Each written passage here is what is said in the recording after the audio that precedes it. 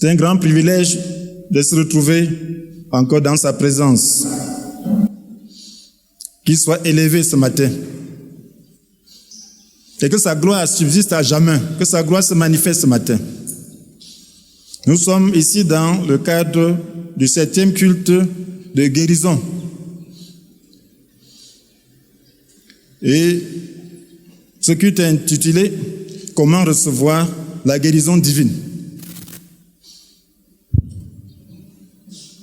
Sans le Seigneur, il n'y a pas de guérison divine. Sans son Esprit Saint, il n'y a pas sa parole. C'est pour cela que je prie que ce matin, je sois disposé pour que son Esprit Saint se saisisse entièrement de moi et que sa parole soit libérée et que vos cœurs soient réceptifs afin qu'elle puisse accomplir le dessein de Dieu qui est de guérir. Les objectifs visés, c'est comprendre comment Dieu procède pour nous guérir et savoir comment exercer la foi. Comprendre comment Dieu procède pour nous guérir et savoir comment exercer la foi. La guérison divine, c'est quoi? Pour le croyant, c'est une action miraculeuse de Dieu au moyen de notre foi. Voilà comment nous voyons la guérison divine. Dieu intervient miraculeusement dans notre vie ou dans la vie des individus au moyen de la foi. Mais pour la science, c'est juste un phénomène placebo.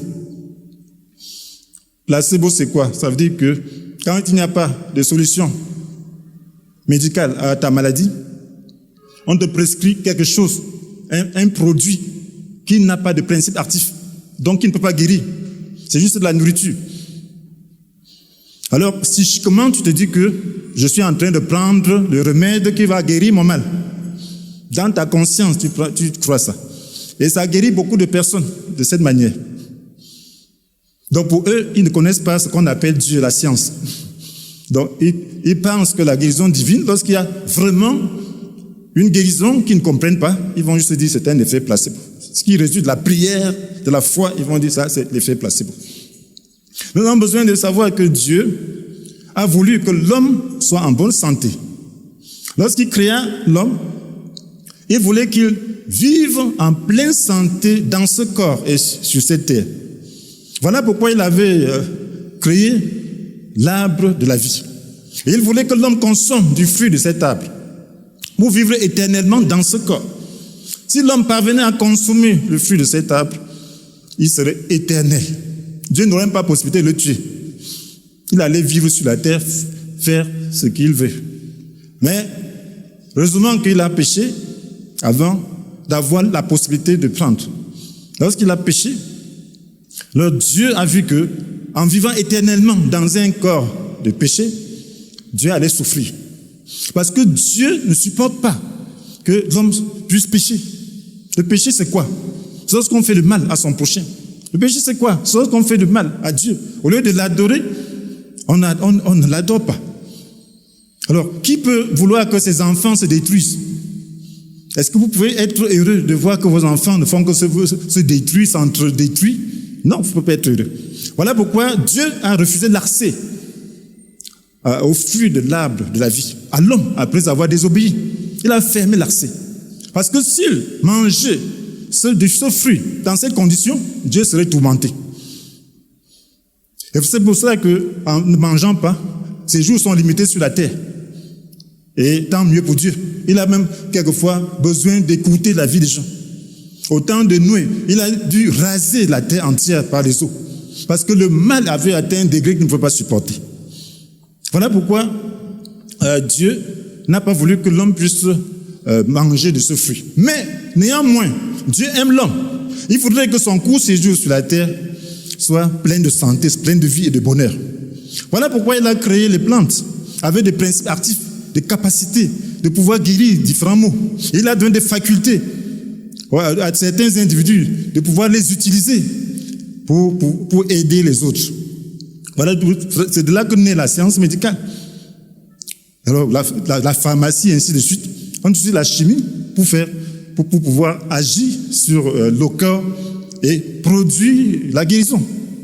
Donc, certains ont la faculté d'utiliser ces principes actifs dans la nature et créer même artificiellement pour pouvoir atteindre cet objectif. Mais cela est limité. Tout le monde a besoin de la guérison divine. Pourquoi? Parce que la science ne répond pas à tous les besoins de santé de l'homme. Il y a des maladies qui n'ont pas de solution médicale. Que faire? Il y a des maladies dont la solution médicale est trop onéreuse. Si on vous dit que pour guérir, il faudra débourser des millions, des centaines de millions, vous allez faire comment? Si c'est seulement des millions, combien de personnes pourront se soigner? Il y a des maladies comme ça. Donc, et nous avons besoin donc de la guérison divine. Chacun a besoin de la guérison divine. Même si tu n'es pas malade, tu as besoin de l'intervention divine de Dieu. Parce qu'il y a des cas où la solution divine, la solution médicale est hasardeuse. On essaie et ça ne donne pas. Il y a des maladies réputées incurables. Il y a un exemple biblique.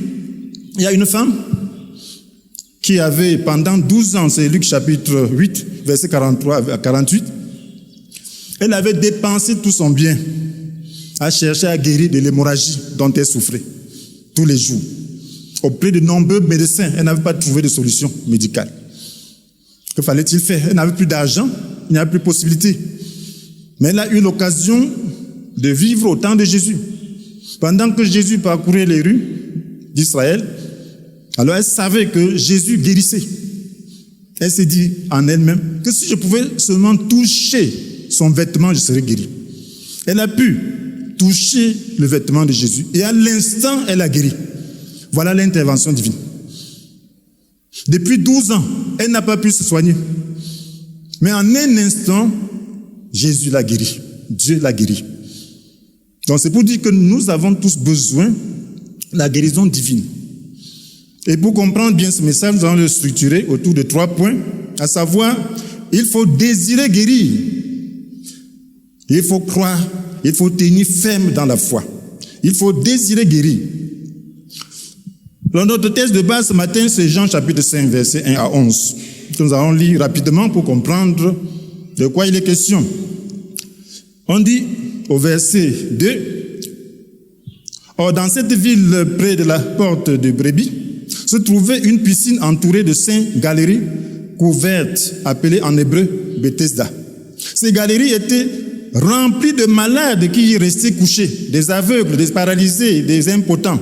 Il y avait là un homme malade depuis 38 ans. Jésus le vit couché. Quand il sut qu'il était là depuis si longtemps, il lui demanda, « Veux-tu être guéri ?» Maître, répondit le malade, « Je n'ai personne pour me plonger dans la piscine quand l'eau commence à bouillonner. Le temps que je me traîne là-bas, un autre y arrive avant moi. » Eh bien, lui dit Jésus, « Lève-toi, prends ta natte et marche. » À l'instant, même l'homme fut guéri. Il prit sa natte et se mit à marcher. Mais cela se passa un jour de sabbat. Les responsables des Juifs interpellèrent donc l'homme qui venait d'être guéri. C'est le sabbat, tu n'as pas le droit de porter cette natte. Mais répliqua-t-il, celui qui m'a guéri m'a dit, prends ta natte et marche. Voyez un homme, mes frères et sœurs, oh, combien Dieu est bon. À Jérusalem, il avait permis qu'il y ait une piscine où il pouvait avoir de l'espoir pour les malades, pour les grands malades. Voyez les aveugles, pas de solution médicale. Des paralysés, pas de solution médicale. Des impotents, pas de solution médicale. Qu'est-ce qu'il fallait faire? Le seul espoir, c'était une piscine. Il y avait 5 portiques, c'était à Jérusalem, 5 galeries. Des galeries un peu comme notre sortie là, mais beaucoup plus grandes. 5 qui entouraient. Donc des malades venaient s'y tasser et avec leur natte, ils s'y couchaient. Pour attendre une occasion par moment. Un ange faisait bouillonner l'eau. Et le premier qui se jetait à l'eau, après que l'ange ait bouillonné l'eau, était guéri. Le premier malade, quelle que fût sa maladie. Donc c'était le seul espoir. Lorsqu'il n'y avait pas de possibilité de guérison, le seul espoir c'était de se diriger à Bethesda.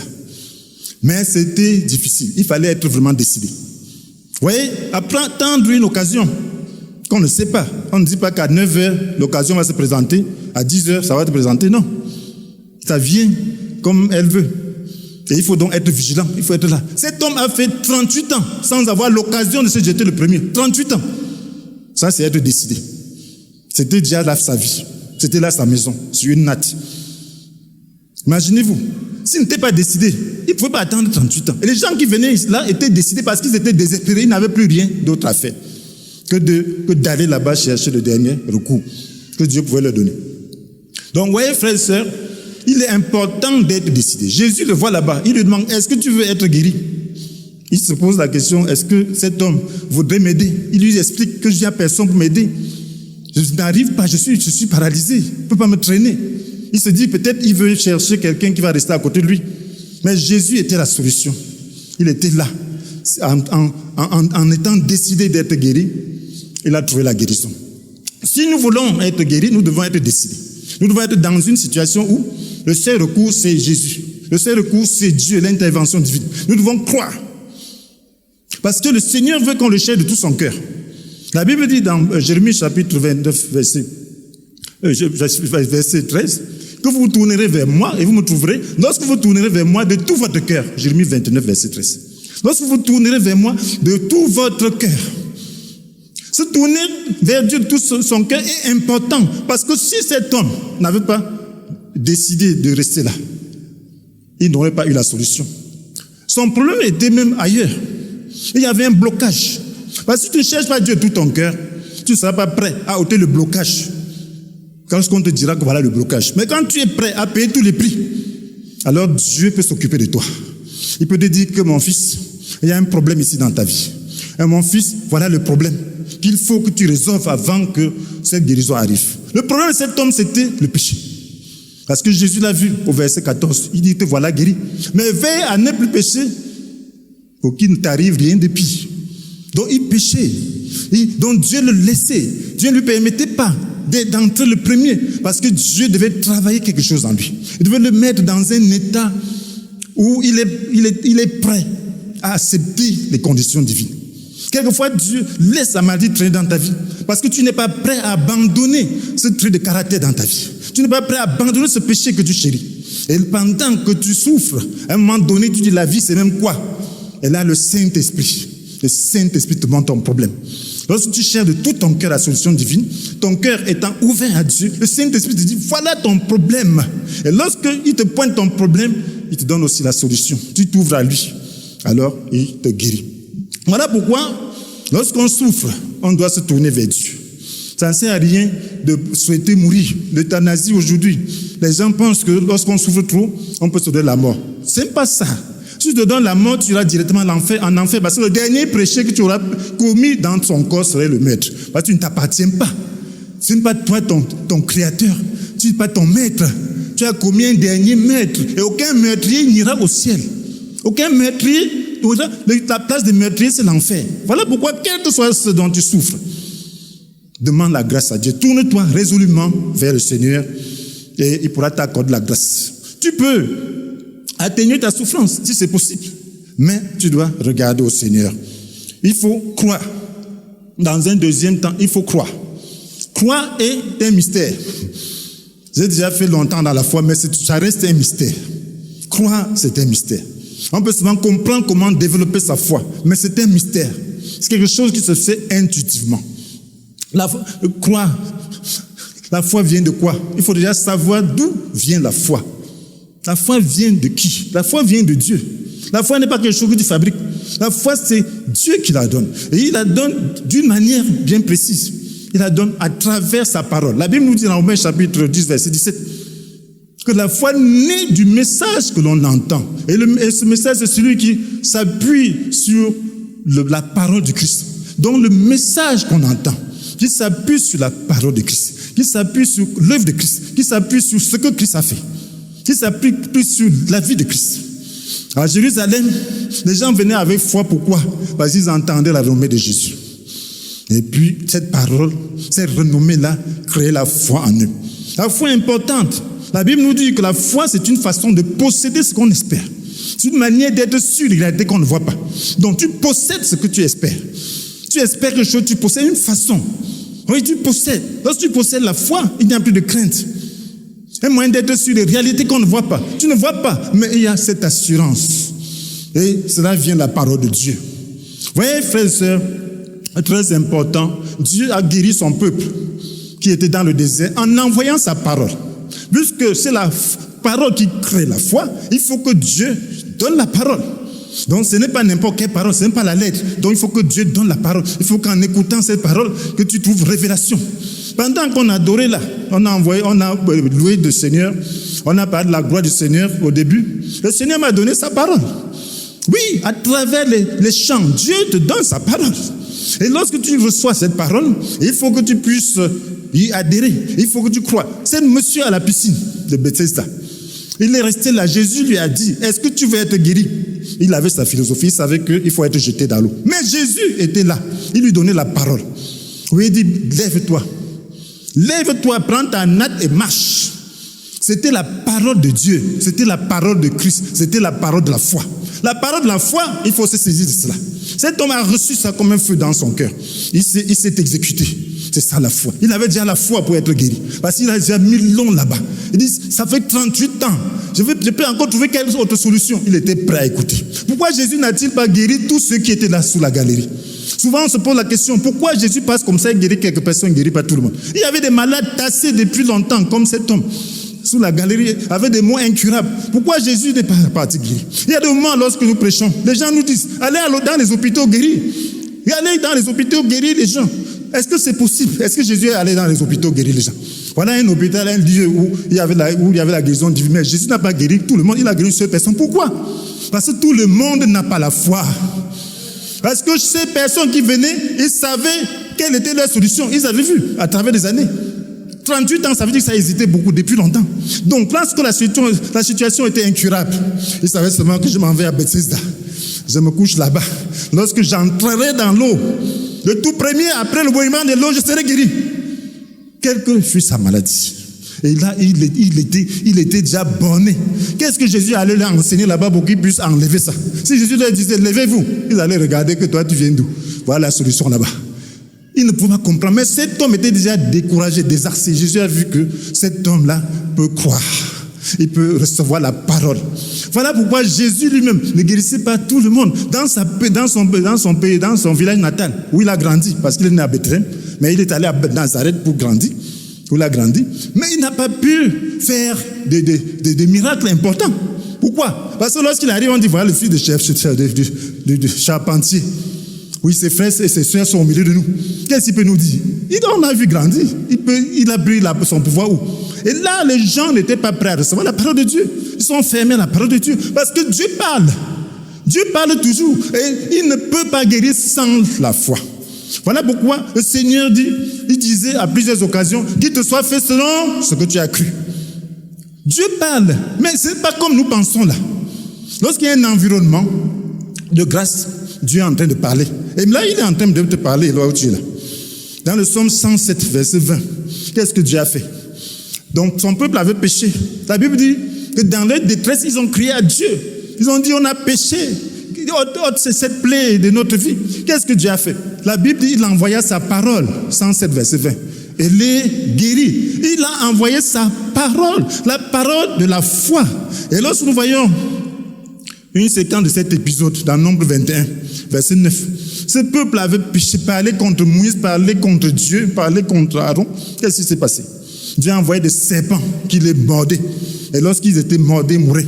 Ils ont crié à Moïse. Moïse a intercédé. Dieu a dit, fais-toi un serpent de bronze. Tu le places sur une perche. Tous ceux qui étant mordus, fixant les regards sur le serpent de bronze, seront guéris. Et c'est ce qui s'est passé. C'était sa parole. La parole, c'était quoi? Regardez au serpent de bronze. Regardez au serpent de bronze. Lève-toi, marche. Regardez au serpent de bronze. Si ça trouve écho dans ton cœur, si ça trouve la foi dans ton cœur, si ça crée la foi dans ton cœur, tu n'as qu'à regarder le serpent de bronze et recevoir ta guérison. C'est ça sa parole. Sa parole, c'est regarder le serpent de bronze. Sa parole aujourd'hui, c'est regarder à la croix. Sa parole aujourd'hui, c'est regarder à l'œuvre de Jésus. Sa parole aujourd'hui, c'est regarder à la puissance de Dieu. Sa parole aujourd'hui, c'est regarder à ce que Jésus a fait. Sa parole aujourd'hui, regarder au dessein de Dieu dans ta vie. Regardez à cette parole. Et lorsque les gens étaient guéris, lorsque les gens, Dieu a opéré des miracles, regardez le cas de cette femme qui avait une perte de sang. Elle avait l'hémorragie. Comment a-t-elle pu être guérie? Elle se disait en elle-même, si elle pouvait toucher sur le bord de son vêtement, elle serait guérie. Qui lui a dit qu'elle peut toucher, elle peut être guérie? Qui lui a dit? Elle a entendu parler de Jésus. Et maintenant, elle arrive là, la parole de Dieu par le Saint-Esprit lui suggère que si tu touches seulement le bord de ce vêtement, tu seras guéri. Ce n'est pas son initiative, ce n'est pas sa pensée. C'est comme ça que Dieu parle. La Bible dit que la parole de Dieu est tout près de toi. Romains chapitre 10, verset 8. La parole de Dieu est tout près de toi. Elle est dans ta bouche, elle est dans ton cœur. Elle est tout près de toi. La parole de Dieu est tout près de chacun. La parole de Dieu est tout près de toi. Même pendant qu'on adore, elle est tout près de toi. Si tu te concentres sur l'adoration, sur les paroles, elle est là. Elle peut être dans ton cœur. Elle peut être dans ta bouche. Lorsqu'elle a reçu cette parole, lorsqu'elle a reçu cette pensée, qui est une pensée de foi, alors elle agit. Il faut obéir. Lorsque tu reçois la pensée de foi, obéis. Voilà le premier miracle que Jésus a fait à Cana. Alors il y avait une fête de mariage. Qu'est-ce qui s'est passé? Le vin a manqué. Marie vient voir Jésus. Que ces gens manquent du vin. Jésus dit, est-ce que c'est déjà mon heure? Ça nous regarde en quoi? Mais elle avait la foi. C'était une femme qui avait le Saint-Esprit. C'est elle qui a accouché Jésus. Alors elle s'en va dire au serviteur qui devait puiser l'eau que faites tout ce qu'il vous dira. Faites tout. Il fallait faire ce que la parole demandait. Il fallait faire ce que Jésus demandait. Étant ainsi disposé, Jésus est venu lui a dit, remplissez d'eau ces 6 jarres. Ils ont fait. Il dit, portez cela à l'ordonnateur du repas. Ils l'ont fait. S'il manquait de le faire, le processus allait s'arrêter. Il fallait obéir. Si cet homme ne se levait pas, le processus allait s'arrêter. Si cette femme n'allait pas toucher le bord de ses vêtements, le processus allait s'arrêter. Donc la foi demande qu'ayant reçu la parole, qu'on puisse agir. La foi demande que lorsque tu reçois la parole, tu agisses. Là, il y a un officier romain, ça dans Matthieu chapitre 8. Alors, qu'est-ce que Jésus fait souvent? Il allait imposer les mains aux gens. Il a dit à Jésus que je ne suis pas digne que tu entres chez moi. Jésus voulait aller imposer les mains à son serviteur qui était malade et près de mourir. Il a dit, je ne suis pas digne que tu entres sous mon toit. Tu n'as qu'un mot à dire et mon serviteur sera guéri. Qu'est-ce que Jésus a dit? Jésus a dit que c'était une grande foi. Et le mot était suffisant. Lorsque cette personne a reçu le mot de Jésus, qu'il te soit fait selon ce que tu as cru. Voilà le mot qu'il a reçu. Il avait déjà reçu, le Saint-Esprit lui a montré que si Jésus donne un mot, son serviteur sera guéri. Qu'est-ce que le Saint-Esprit t'a montré? Il n'est pas allé chercher autre chose que le Saint-Esprit n'a pas montré. Il a dit à Jésus, dis-moi, donne-moi un mot. Et lorsque Jésus a donné un mot, alors c'était la foi. Ça a créé, ça a manifesté la guérison dans son serviteur. Voilà pourquoi, mes frères et sœurs, et vous allez vous rendre compte que malgré que Jésus ne pouvait pas guérir les gens, tout le monde, dans un certain environnement, il guérissait tout le monde. La Bible nous dit dans Matthieu chapitre 4, verset 23, que Jésus enseignait, il parcourait toute la Galilée, il enseignait dans les synagogues. Il proclamait la bonne nouvelle du royaume des cieux. Il guérissait tous ceux qui rencontraient toutes leurs maladies et toutes leurs infirmités. Il guérissait ceux qui rencontraient de toutes leurs maladies. Pourquoi? Parce que ceux qui venaient, qui avaient reçu l'écho, venaient dans la foi. Ceux qui étaient là avaient la foi. Lorsqu'ils écoutaient, lorsqu'ils amenaient leurs malades, ils avaient la foi. Et lorsque Jésus trouve la foi, il guérit. Dans Marc chapitre 2, nous voyons 4 personnes qui portent un malade paralysé. Qu'est-ce que la parole de Dieu leur a dit? Ils ont reçu dans leur cœur que s'ils pouvaient introduire les malades devant Jésus, ce malade serait guéri. Mais la foule faisait écran. Qu'est-ce qu'ils ont fait? Ils sont montés par la toiture, ils ont défait le toit et introduit les malades devant Jésus. Lorsque Jésus a vu, la Bible dit qu'il a vu leur foi. C'était un acte de foi. Parce que la foi repose sur la parole. Ils ont eu une conviction que le Saint-Esprit a mise. Et ils ont agi. Jésus a pardonné et guéri cet homme. Voilà pourquoi, mes frères et sœurs, la foi est importante. La foi est importante. Quelquefois, il faut insister. Le Seigneur regarde la foi par rapport à l'insistance, par rapport à la conviction, par rapport à le fait de se donner tout entièrement par rapport à cette parole que tu as reçue.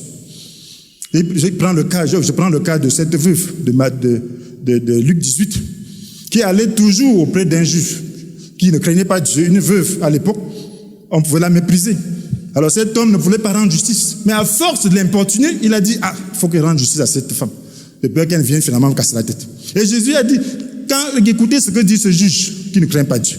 Et quand le Fils de l'homme reviendra, trouvera-t-il encore la foi sur la terre? Trouvera-t-il encore des gens qui peuvent insister? Trouvera-t-il encore des gens qui ont la conviction de ce que Dieu est en train de faire? Et insister jusqu'à trouver la solution. C'est ça la foi. Cet homme a attendu 38 ans. Abraham a attendu 25 ans pour avoir la guérison de sa femme. Elle était stérile. Je ne sais pas combien de temps il a attendu. Il a attendu 25 ans alors que Dieu lui a fait la promesse. Ta femme était stérile. Il a attendu dans la foi jusqu'à... Mais est-ce que tu es prêt? Aujourd'hui, on n'arrive plus à attendre parce qu'on ne cherche pas à connaître la parole de Dieu. Frères et sœurs, il faut tenir ferme dans la foi. Quand tu sais que tu es guéri, tu as besoin de tenir ferme. Quand tu as la conviction, parce que là où on parle là, pendant qu'on prêche, Dieu est en train de te dire quelque chose à certains, ce qu'il doit faire. Il doit faire. Je me souviens, il y avait une maman, une grand-mère. Elle avait une petite fille, je ne sais pas, 3-4 ans, qui était malade. Elle n'écoutait pas. Elle était devenue sourde. Alors elle a quitté la province. Elle est venue. Dans son cœur, elle s'est dit qu'à Yaoundé, il y a beaucoup de serviteurs. Parmi tous ces serviteurs-là, est-ce que Dieu ne peut pas utiliser un pour guérir ma fille? Elle tenait à la guérison de sa fille. Elle a dit non, moi je crois en Dieu. Comment ma petite fille-ci peut être sourde? Elle ne peut pas fréquenter. C'est comme ça qu'elle s'est retrouvée à avoir un serviteur qui a brillé. En quelques instants, la petite fille était guérie. Parce que Dieu a mis dans son cœur que si je vais à Yaoundé, je trouverai quand même quelqu'un parmi le pléthorique de serviteurs-là. Quelquefois on prie pour toi. Dieu te demande de faire une action. Peut-être tu as une canne. Dieu, tu sors, c'est comme tu n'as rien eu. Dieu n'a rien fait. Mais le Saint-Esprit dit, fais comme ça, tu dois faire. Quelquefois, il suffit seulement de faire un geste. Le prédicateur peut dire, fais comme ça. En faisant ça, par la foi, tu obtiens ta guérison. Et Dieu peut te dire même chez toi, fais comme ça, et en faisant cela, tu auras ta guérison. Dieu parle. Il n'y a pas de guérison sans la parole de la foi. C'est impossible. Et tu dois avoir la parole de la foi. Donc il faut tenir ferme quand tu sais que tu as la guérison. Voilà cet homme, on lui dit de ne pas prendre sa natte. Qu'est-ce que sa natte représentait pour lui? À ce lieu-là, à cette piscine. Ça représentait 38 ans de galère. On lui dit que c'est le sabbat, de ne pas prendre la natte. Mais qu'est-ce que Jésus lui a dit? De prendre sa natte. Il va préférer quoi? Prendre le risque de se retrouver encore à cet endroit-là. Il doit laisser là-bas et avoir toujours le souvenir et retourner peut-être encore être encore malade. Non. Il a dit, même si c'est le sabbat, on m'a dit, prends ta natte. Je ne retourne plus à Bethesda. C'est la même chose. Lorsque tu es déjà guéri, les symptômes peuvent venir. Les symptômes peuvent partir et revenir. Et dit, voilà, tu es encore malade. Prends encore la position de malade. Tu dis, non. Même si c'est quoi, je suis déjà guéri. Tu peux alléger ta souffrance. On ne te dit pas de ne pas prendre quelque chose. Mais tu dis, je ne peux plus rentrer là-bas. J'ai été guéri. Je refuse de rentrer là-bas. Tu tiens ferme. Tu n'as pas trouvé de solution médicale. Tu acceptes que tu n'es pas guéri. Tu vas aller où? Tu refuses. Tu insistes. Tu es déterminé. Tu dis non. Je tiens ferme. Tu confesses ce que Jésus a fait. Et tu vas voir la guérison venir. Tu ne sauras pas quand, mais elle va venir. Gloire à Dieu. Parce que Dieu veut qu'on tienne ferme. Et pendant que tu tiens ferme, regarde à ta vie. Mais ne laisse pas le diable t'accuser et te voler ta guérison. C'est très important, mes frères et sœurs. Donc nous voyons, frères et sœurs, que le pire qui peut arriver à quelqu'un, Jésus a dit, va, veille de ne plus pécher, pour qu'il ne t'arrive rien de pire. Le pire, c'est quoi? C'est de mourir dans le péché. Si quelqu'un meurt dans le péché, c'est le pire qui peut arriver à un homme. Si tu meurs hors du péché, tu vas au ciel. Mais si tu meurs dans le péché, tu vas en enfer, mes frères. Voilà pourquoi il faut privilégier la sainteté. Lorsque tu es en train de souffrir, cherche Dieu. Ne dis pas que je suis saint, je n'ai rien fait à personne. Ouvre ton cœur au Seigneur, au Saint-Esprit. Peut-être il y a quelqu'un dans ton cœur qui n'a pas pardonné. Peut-être il y a un trait de caractère en toi qui fait beaucoup de mal. Demande au Seigneur, aide-moi. Aide-moi, travaille ce point. Demande au Saint-Esprit d'agir, de briser cette partie de ta vie. Et tu vas voir la guérison venir dans ta vie. Mes frères et sœurs, donc il faut croire et tenir ferme. Donc il faut être décidé, il faut croire et tenir ferme lorsqu'on veut avoir sa guérison. Et maintenant, veux-tu trouver le salut en Christ pour avoir la vie éternelle pour celui-là qui ne connaît pas encore le Seigneur? Est-ce que tu veux trouver le salut et avoir la vie éternelle? Alors tu peux prier avec nous avant qu'on adresse un mot de prière au Seigneur par rapport à la guérison. Tu dois dire, Seigneur Jésus, je reconnais que je suis un pécheur incurable. Mais je sais que tu as porté mes péchés. Mais je sais que tu as porté mes péchés dans ton corps, à la croix, pour que j'en sois délivré. J'accepte de renoncer à mes péchés et de te recevoir dans mon cœur. Merci de me guérir de mes péchés et de me donner la vie éternelle. Amen. Amen. Maintenant, je vais dire un mot de prière. Quelle est la parole que tu as reçue pendant que tu recevais ce message? Si tu as reçu une parole, qu'il te soit fait selon ce que tu as cru, au nom puissant de Jésus. Amen. Voilà mon mot de prière. Que le Seigneur vous bénisse.